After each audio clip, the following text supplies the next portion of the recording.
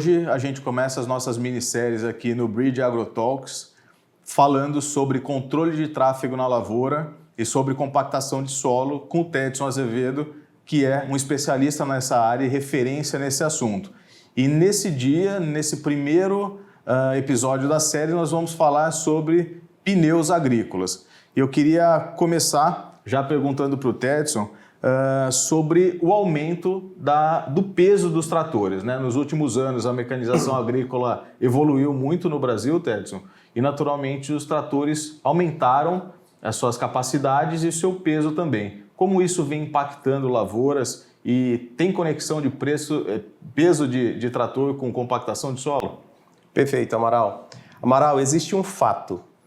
O aumento de potência dos equipamentos dos tratores agrícolas vem associado com o aumento do peso dele. Então não existe trator potente, com alta potência, com baixo peso. E a agricultura veio evoluindo, a demanda por produção de alimentos veio aumentando e com isso todo um aparato de tecnologia de máquinas e equipamentos também teve que acompanhar essa demanda. Então se nós pegarmos aí e fizermos uma linha do tempo, a gente vai ver que na década de 20 do século passado, o trator em torno de 20, 30 cavalos pesava em torno de 1.500 quilos. Hoje, nós temos aí equipamentos, tratores na faixa de 500 cavalos de potência, pesando 25, 30 toneladas. Então, assim, a agricultura vem demandando equipamentos mais potentes para realizar trabalhos mais eficientes e mais ágeis, porém, essa potência veio associado ao aumento de peso. E esse peso também tem um lado negativo. Onde o trator pisa, ele compacta. Onde os equipamentos trafegam, compacta o solo. Então, assim, a associação da potência com o peso realmente trouxe esse desafio de manter o tráfego sempre no mesmo local para reduzir esse dano da compactação do solo por conta dessa tecnologia. Ótimo, Tedson, entendido. Agora tem um ponto interessante. O aumento do peso impacta mais, mas então nenhuma operação mecanizada mitiga a compactação de solo. O que eu quero perguntar, toda operação que roda sobre o solo, ela vai ter um impacto na lavoura? Todo o tráfego, toda operação, todo caminhamento dentro da lavoura compacta o solo. Essa compactação pode ser em maior ou menor grau. Isso depende, por exemplo, da umidade do solo, da textura do solo e também da tecnologia do pneu que é utilizado, associado a uma pressão interna do pneu. Então, assim, são várias combinações que podem amenizar o dano ou agravar esse dano da compactação. Mas o fato trafegou, compactou. E aí a gente tem um contexto, né, Tedson, que não tem como se produzir alimentos, fibras no Brasil sem mecanização. Então o desafio está instalado e a tecnologia de tratores está evoluindo e aqui a gente fala da tecnologia de pneus também, né? Então a evolução da qualidade da tecnologia dos pneus é um ponto importante para a gente considerar nesse aspecto, correto? Super importante, Amaral. Então, se a gente pegar uma história da evolução tecnológica dos pneus, os primeiros pneus são os pneus diagonais, são aqueles pneus mais estreitos, onde a carga ela é centralizada bem no centro do pneu e a gente chama de bulbo de compactação do solo, que é a formação da compactação do solo, ela acontece muito no centro do pneu e menos na lateral. Só que esses pneus diagonais, eles demandam uma pressão interna, uma pressão de inflação muito alta. Então, a compactação do solo também ela é influenciada pela pressão de inflação do pneu. Então, assim, o que a indústria de pneus veio fazendo? Para amenizar esse problema da compactação do solo, desenvolveu-se os pneus de alta flutuação e baixa pressão, com tecnologia radial e não mais diagonal. Esses pneus de tecnologia radial, eles permitem trafegar, suportar mais carga com uma menor pressão de inflação.